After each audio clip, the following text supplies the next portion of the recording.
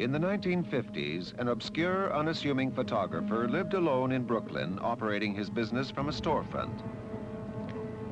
Rudolf Abel attracted little attention until it was revealed he headed a Soviet spy ring operating in America.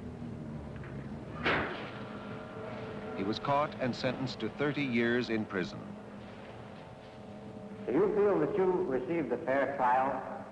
I would refer that question to my attorney, Mr. Donovan. Our American system of trial by jury is the fairest system in the world. In the world of espionage, Abel was known as an illegal, a spy who lives under an assumed name and is controlled by Department S of the KGB. It is Department S that selects the agents who quietly blend into the societies of other nations and lead seemingly normal lives, while secretly carrying out orders passed to them from Moscow.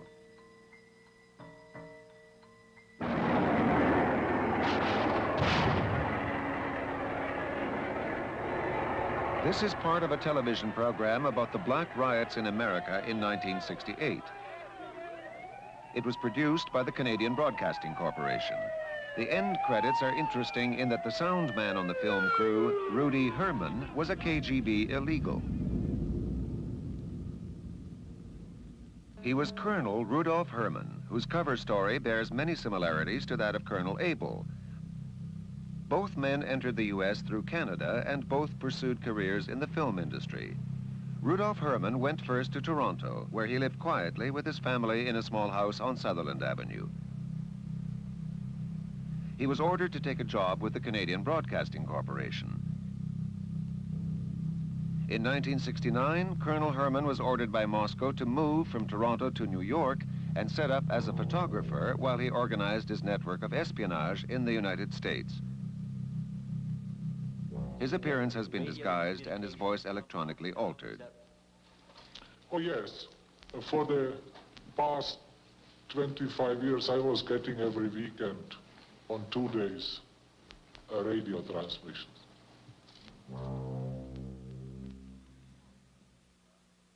When Herman was finally caught by the FBI, Richard Kinsey was deputy chief of the Soviet desk at FBI headquarters in Washington.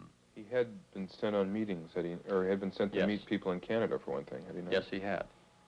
Do you know anything about why he was sent up to Canada? I'd prefer not to go into to that. Colonel Herman traveled to Quebec City, where he went to Laval University and met with a Canadian economics professor named Hugh Hambleton. Hello, are you Professor Hambleton? Yes, I am, yeah. Hugh Hambleton is a specialist in petroleum economics. He has been named by Colonel Herman as a long-time trusted source. Professor Hambleton met Herman many times and supplied him with information. This interview was filmed with hidden cameras. How did you meet Rudy Herman? I came at Laval, as I remember. I mean, I'm pretty honest, because When did he come to Laval? I don't know the guy, your face is the guy. I'm being honest. I don't remember exactly. I just know I knew him at Laval. I certainly didn't know him anywhere else. Well, Herman met Hambleton at least a dozen times in Canada, and in 1975 they met in Haiti, where Hambleton passed Herman information about the Chinese embassy. He must have come there to see you. There was a top-secret FBI RCMP operation targeting Professor Hambleton and Colonel Herman, codenamed Red Pepper. What was the reason for the meetings between Herman and Hambleton? Again, you're getting into what is still a sensitive area. I can say this, that Colonel Herman was ordered to contact Hambleton by his own admission, by his superiors in Moscow. But beyond that, I would not like to go. Professor Hambleton is not as naive as he might appear. During World War II, he worked for Free French Intelligence. After the war, he worked for Canadian intelligence in Germany. But then, in the late 1940s, he met in Ottawa with Vladimir Borodin, a senior recruiter for Soviet intelligence. But you met Borodino in '48, did you not?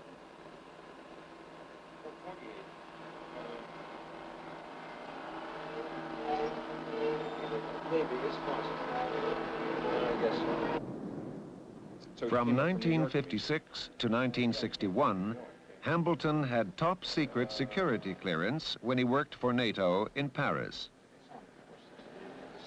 Professor Hambleton has also made 2 trips to Cuba. He met with a leading Cuban intelligence officer, Ricardo Escartin, who has recently been expelled from the United States for espionage activities. In 1975, he made a trip to Moscow. How come you went to the Soviet Union? I didn't go, you know. But you didn't go to the Soviet Union at all? Soviet Union. What information? Later, he confessed to making a 10 to 12-day trip to the Soviet Union in 1975, where, in his own words, he was under considerable pressure from the KGB. Subsequently, the RCMP raided Hambleton's Ottawa residence and seized a shortwave radio and code books. Professor Hambleton was just one of Colonel Herman's contacts. Herman has provided the FBI with significant leads on Soviet agents operating in North America. His espionage activities were of the utmost importance.